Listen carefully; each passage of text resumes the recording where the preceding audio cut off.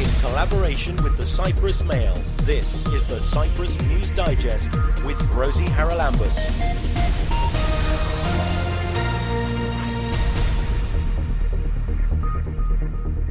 Coming up on this week's programme, government subsidies are to be made available to increase the uptake of renewable energy sources to meet the Energy Minister's ambitious plans.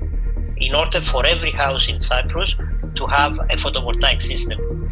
And you're invited to a party with a purpose on the beach in Larnaca tomorrow. Hopefully we'll be able to convey the correct messages to the beach users to not use single-use plastic and to avoid littering our beautiful Mediterranean Sea. The government is introducing a scheme that will help people to put photovoltaics on their roofs. And joining us on this week's programme is our Minister for Energy, Commerce and so on, George Papanastasiou. George, I'm a little confused because I know we need to do this because we need to increase the amount of RES in our energy mix. But at the moment, we are actually losing energy that is created by renewable sources because it can't go to the grid, because the grid needs updating. So please put me in the picture. Yes, indeed it is the case. The grid is not, as it is, cannot support the full RES power generation. So we are in a program of upgrading the grid, but also we are in a program of introducing more RES into the system, and we are doing these two in parallel.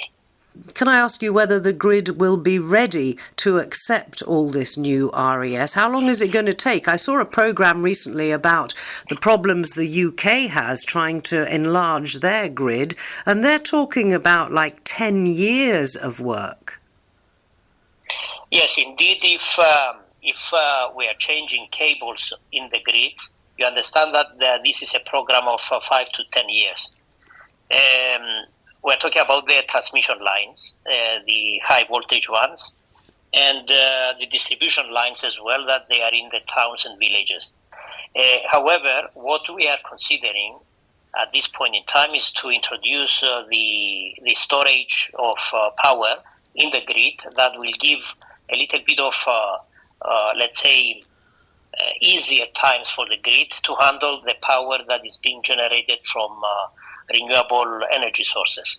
And how quickly can these storage units be installed?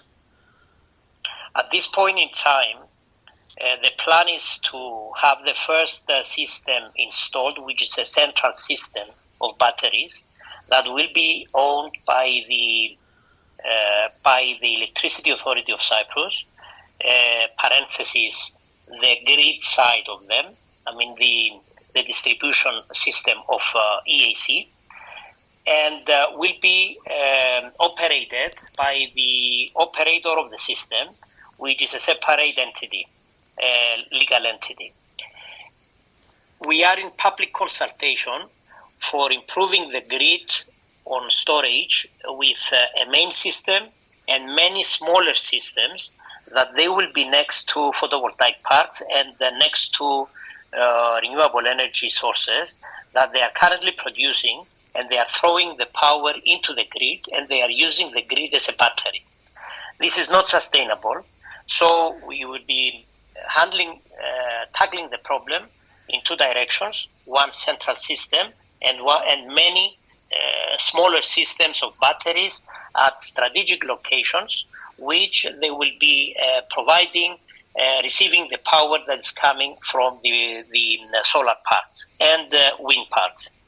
Now, the timing of all this, from the time that the plan is out for implementation, as currently is in public consultation, as we said, it will take between 18 to 24 months to deliver the big central system. The smaller systems at the strategic locations, it will take more than that. Let's come to this idea of encouraging people to put photovoltaics on their roofs. Can you explain who is eligible for the funding that I think the government is offering in terms of loaning the outlay and then people paying it back on their electricity bills? Yes, so that we clarify the matter, we have the plans that we provide support to those they want to put photovoltaics at their households. That is a certain amount of money depending on their income. The general public can apply and they can get up to €1,500 per case, per application, for any system that suits their, let's say, household. Now, what suits their household is very much dependent on the recent consumption of electricity at the particular house. Now, let's say we have a 4 kilowatt, let's say, system, which is the most common system that is being implemented on the houses. That one costs something like €6,000. There will be a subsidy from the plans of the ministry, which is €1,500, and the remaining, which is €4,500, is the capital that the owner of the house is placing on the expense of installing photovoltaics. This is the plan in general and very high level of what we currently have at the ministry, and this is a subsidy to those that are interested. The upfront money and the arrangement they have with the installers is an arrangement between the owner of the house and the installer. If all these people, if everybody listening says, what a great idea, I can reduce my electricity bills, I'm going to do this, and they all put photovoltaics on their roofs, they're going to get cheaper bills because they will be using their own electricity, but an awful lot of electricity is just going to go to waste, isn't it? Most of the power produced, the electricity produced from the photovoltaics on the houses, is being used during the day when the solar system is producing. If, for example, there is additional power which is being generated, this is currently thrown into the system. There are though systems which they are for houses that they have a small battery as well, which is, let's say, 5 kilowatt hours. That this battery is always kept charged for the nights. So the household, the house will receive this power during the night from this small battery, which is making the system of photovoltaics a hybrid system, meaning that during the day, as much as it is consumed, it goes directly from the photovoltaic system production into the house. The remaining is keeping the battery charged, and if there is, in addition to this, excessive power generation, this goes into the grid. How much do these batteries cost? A 5 kilowatt hour battery is estimated at €1,000. So the payback period of a full system, hybrid system, if we assume is €7,000 with the battery, the payback period is most probably, depending on the consumption of electricity at the house prior to installing the photovoltaics, possibly is 2 years, 2.5 years. Right. Which you understand, this is a very reasonable time. I mean, to pay back a system that it will give you a lifetime of circa possibly in excess of 8 years. Usually the good quality systems, they come together with a guarantee, which is estimated around 7 to 8 years. Okay, now let me ask you about nanogrids and the possibility of communities, and this probably would apply particularly in rural areas, pooling their resources so that they have their own little grid that is possibly separate from that of the electricity authority. Because before we go to the nanogrids for the rural areas, I suggest that we explain a little bit of what we are trying at the moment with EAC to provide those households that they do not have the upfront money to place photovoltaics on the houses. Okay.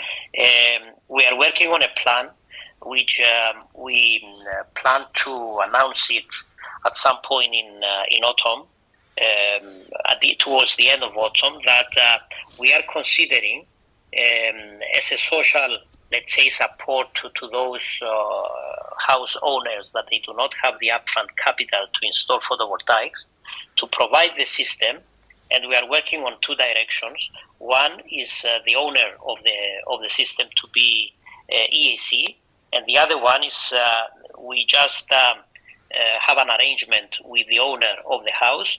We use as EAC the roof of the house. We install a system that belongs to EAC and produces for the house and for EAC the electricity that in the mix of conventional power generation and all the other power generation that is coming from RES. You understand, we try to get the average price at a lower, let's say, lower cost of tariff in order to be able to reduce electricity for everybody, the electricity cost for everybody. That's an ongoing, let's say, thing. We are in the process of putting the final, let's say, arrangements, and we are hopeful that this will be announced at some point in time towards the end of autumn 2023. Now, nanogrids. The nanogrids is it's a certain community. They joined, let's say, forces. They have synergies. They create a small, let's say, photovoltaic system somewhere around the community. And then this is allocated to the households as part of the production, is being allocated on the consumption of the households in the rural area that is part of this nanogrid. So it's this is a very high level, let's say, explanation of what a nanogrid will be in the rural areas. It's under consideration again, and we are working on it with the ministry experts here. We have also some consultants, and at the end of the day, will end up to the Cyprus Energy Regulatory Authority for approval. Right, because I spoke recently to somebody at the University of Cyprus. They've just done a huge research there into nanogrids, and I was thinking more about urban areas where there are so many rooftops, and so whole communities and villages in urban areas can connect up and become, if you like, a community of electricity producers. Yes, indeed, it can be a separate small solar park that is relevant to the community, or it can be the rooftops of all houses, and they share the power that is being produced independently, irrespective of where the power is being generated. I mean, in which house. Right, let me ask you as well, George, if I may, about the time frames. I mean, I put solar panels on one of my roofs about 4 months ago, and I'm still waiting for the relevant signature or permission to connect the darn thing, and I'm paying the full electricity price for my air conditioning. If we've gone ahead and done it, what's the hold-up? Usually, if the delay is beyond 3 or 4 weeks maximum, this is not because of the inspection and connection of the system, but in most of the cases, the installers of the system, they have not applied properly, they have not submitted properly their documents. And this is unknown to the owner, that the installer possibly has not submitted all the documents that EAC requires or the scheme requires in order to connect the system on the grid. So what we suggest is that if we have cases that the delay is beyond the 3 to 4 weeks, this needs to be raised with the installer. Okay, in my case, I don't need to talk about my case on air. It's not to do with that, it's to do with the fact that I'm in a listed building, so that brings in another government department that seems to be sitting on its hands. there doesn't seem to be a one-stop shop for all of this. For the individual implementation of photovoltaics, meaning on houses, indeed there is no one-stop shop. We have one-stop shop and we support the investments for big photovoltaic parks at this point in time. What we are trying to do at the ministry, though, is that we are trying to get all these schemes on one website, irrespective if it's photovoltaics or other schemes like solar heaters, etc., so that we give easy access to people, and through the website they can get the answers they are looking for. And if this fails, because people they are not always IT oriented, all of the people they know how to handle the websites. We will have shortly in the next few months, we are going to have a customer service that will be responding certain hours, that will be able to support those people over the phone, and get them through the website requirements in order for this to be executed properly. Right, because I look back and think how when I first came to Cyprus in the early 70s, it was amazing that every single building had its solar water heater way before its time, way before even any mention of climate change. So if we could do it with those, why is it taking so long to do it with this form of energy? That's a very good question.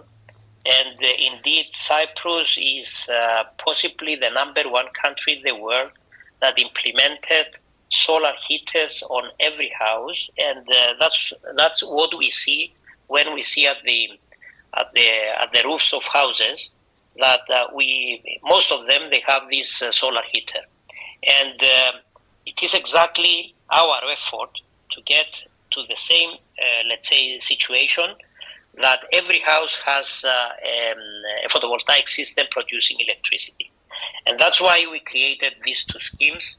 The one which is a plan of the ministry that provides subsidy, and the other one through AEC that will be providing the system to those they cannot have the upfront capital in order to have the photovoltaic system. So yes, that's the plan. We intend to have a very similar approach like the solar heaters in order for every house in Cyprus, those they are eligible of course, to have a photovoltaic system, because we have buildings as well that not all the tenants, the multi-story buildings for example, they do not have enough space for all the tenants in the house, in the building. So you understand, it is either an arrangement that they should have all of them and come to an agreement that we will have a joint photovoltaic system. Understandably, this system will not be able to support in full all the consumption of power, of electricity, but it is at least supporting to a certain extent the consumption of the tenants in that multi-story building. Well, that's where the urban nanogrids could come well into play, I suggest. One last question, can't keep you much longer, I know, and that is back to the grid. Let's say you achieve your ambition of getting photovoltaic panels on pretty well every roof of every residence. We're still not there with the grid, and that's going to take years. So just explain to me why we're doing this now. We are encouraging the hybrid systems, just to clarify that as well. The simple photovoltaics, just the electricity generation will not be encouraged. Possibly supported, but not encouraged, simply because we have exactly this problem with the grid. So we are promoting the idea and encouraging people through the systems, and this is what the new plan that will come out from the ministry, but also the provision of full photovoltaic systems. It will include a small battery as well to be provided, so that we do not have the issues that we are currently experiencing with the grid not being able to support the power generation, electricity generation from different parts of the grid. But if we look ahead, George, the grid has got to be made able to take all of this? If we're looking at the Green Deal and the fact that we need to reduce our carbon footprint, then surely the priority is making the grid fit for purpose. It's been talked about for years. When is the Electricity Authority actually going to do it? As I explained before, we are in the process that we will have a central system of storage that will be operated by the operator of the transmission systems. Yes, but how long is it going to take before we can make the whole system island-wide work for everybody? We are working towards two directions. One is the improving the storage capacity of the current grid. Second, we are we are replacing cables that they are not suitable, and we are creating separate, let's say, grids, additional grid to support the existing old grid.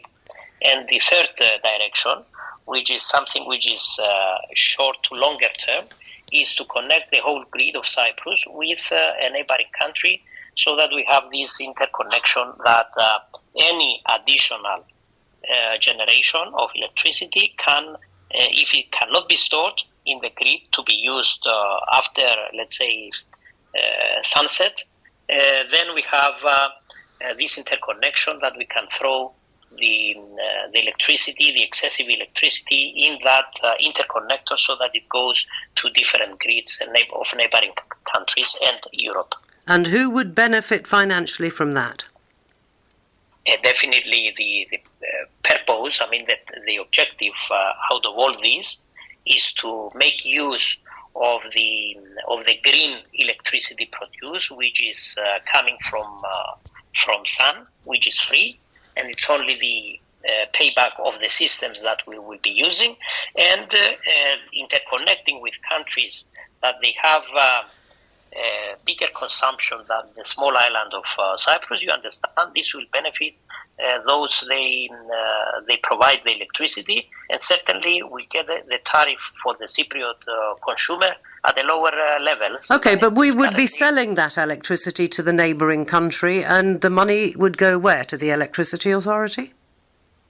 No, the whole system and the idea of connecting the European grid with Cyprus is under the control of the European systems control, and the tariffs will be averaged between the many different countries that they will be connected to that interconnector. So you understand the tariff of Greece, for example, and the tariff per kilowatt hour of Cyprus, they will come to an average, because electrons can be on the direction from Cyprus to Greece or from Greece to Cyprus, depending on the consumption at each of the countries.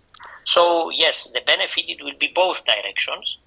First of all, it will provide security of supply, so that we do not have any possibilities for blackouts. Secondly, any excessive electricity generation will be directed to the country that has the highest consumption. And when we get another interconnection, for example, connecting Israel, you understand that this security of supply will increase by far, and the tariffs of all these countries per kilowatt hour will be averaged for the benefit of all three countries. We can't wait, is all I can say, George, because this is an ongoing story. Many thanks for explaining it all so clearly to us, and may I wish you an electricity problem-free summer. Thanks for joining me. Thank you very much, Rosie. Same to you. Have a good summer. Keep up to date with events in Cyprus and around the world with the Cyprus News Digest. Tomorrow, if you happen to be in the Larnaca area, you might like to join the Cyprus Sustainable Tourism Initiative, because they're having a summer party on Mackenzie Beach, but it's a summer party with a purpose. The chairman of the Cyprus Sustainable Tourism Initiative is Philippos Trouchotis, and he joins us now. Philippos, it's a good time, I guess, to have a summer party on the coast, because pretty well everybody in Cyprus is down on the beach at this time of year, aren't they? Yes, correct. This is correct. We are looking forward to doing our event in one of the busiest beaches in Larnaca, the Mackenzie Beach. near the Amos bar and restaurant, and hopefully we'll be able to convey the correct messages to the beach users to not use single-use plastic and to avoid littering our beautiful Mediterranean Sea. Now, you've got several beaches already on the island, I think, which claim to be plastic-free beaches. Mackenzie, I think, yet is not one of them. Are you hoping that an event like this will perhaps bring the people down there on board to say, yes, let's do away with single-use plastics and make our beach one of those plastic-free areas? That's correct. It's not one of these plastic-free beaches that we have on our project, Cyprus Sand and Sea Plastic-Free. Well, it's in order to create a plastic-free beaches, it needs a cooperation of the municipalities, the communities, and also the nearby businesses. So it might be a little bit more difficult in a bigger beach to organize such a thing, but we will take the advantage of the number of beach users tomorrow on Saturday to convey the correct messages, and it will be a start. I would say it's going to be a start. And it's supported by the Cyprus Environment Foundation. It's supported by the Commissioner of the Environment. It's supported also by the municipality of Larnaca, and of course the business there, the Amos bar and restaurant. So we have a good support. All the stakeholders are engaged, are involved. Hopefully we'll have a good time, and at the same time convey the messages. We will have some initiatives. Actually, we will have upcycling. We will have somebody that will create coasters from the cups from the plastic bottles, and it will be there. It will give some away. We'll have some accommodation that will give away to people that will participate and join our live link event that will take place from 11 to 1. And we'll also have some other gifts from people. We will install a water station, and we will provide thermos to the people, free thermos to the people to use for filling up the water from the filter and cold water from the water station. And hopefully that the message will be received from all the beach users, and hopefully will have an impact, a positive impact on this. And are you going to get the people who are down there tomorrow to actually help with walking along the beach and picking up some of the plastic rubbish? Because every single beach in Cyprus has got plastic buried in the sand or cigarette ends or whatever. Okay, I laugh because I will not mention the beach. Just one of the beaches that I was in recently, I sent a message, I sent photos to the municipalities and told them, if I had volunteers to collect the cigarette butts from this beach in one day, we'll probably collect more than 10,000 cigarette butts. Cigarette butts is one of the biggest problems that we see in our city, not only in the Mediterranean, or not only in Cyprus, but also in around the world and around the Mediterranean. And as a matter of fact, some of the competitions will ask people to collect 30 cigarette butts and they will win a gift. So we will have some competitions, so people will be engaged, it will be entertaining, and people will be able to bring some cigarette butts from the beach and they will get some gifts. And also we'll ask them questions that they are based on some things that we'll be able to mention during the live link, or we'll be able to ask them to go ahead and see us on our website and find some information. So there will be like some interactive event, and hopefully the message, they will get the message and they will change their behavior. Our goal is to change the behavior, and especially of the younger generations. Well, and of course it would be nice if people went around, if they were on the beach, and did a bit of cleaning up, even if there weren't prizes involved. Very quickly, can I ask you whether or not your water station is going to remain at that area of Mackenzie Beach? Because I know you have one somewhere else, and if it's there all summer, then people won't need to take plastic bottles, will they? In the plastic-free beaches, the water stations are permanently there, and we make sure that we have the chemical test of the water, we have the analysis, and we change the filters, and everything is working very good. At the Amos, because of the short of time, we have one temporary that day, and the restaurant will pasturize themselves, and they will install it hopefully very soon. So there will be one there shortly. The municipality of Larnaca should surely be trying to help you put these on all their beaches. We have a good cooperation with them. Hopefully, eventually, more municipalities will also join all over Cyprus, from Paphos to Ayana and Protoras. We hope so. Philippos, best of luck tomorrow with your summer party with a purpose. If you'd like to join him and the rest of the volunteers at the Cyprus Sustainable Tourism Initiative, it's the Amos Beach Bar on Mackenzie Beach in Larnaca from 11 until 1 tomorrow morning. Thanks for joining me. Thank you very much.